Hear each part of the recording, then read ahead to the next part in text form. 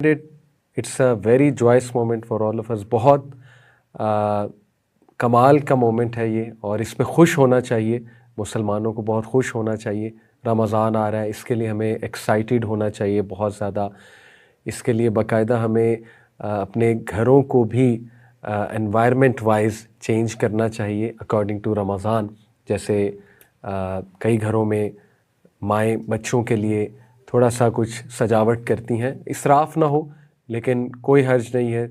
कुछ बच्चों के कमरे में लाइट्स वगैरह लगा के, एक कॉर्नर में मस्जिद कॉर्नर बना के, अच्छा सा खूबसूरत सा मुसल्ला बिछा के, फिर कुरान मजीद उनके सामने रख के बहुत खूबसूरत कवर में, ये जो एनवायरनमेंट चेंज हम करते हैं घर का, इससे बड़ा फ़र्क पड़ता है। जैसे अगर हमारा घर वो ज़्यादा कंड्यूसिव है फॉर मोबाइल फ़ोन यूसेज या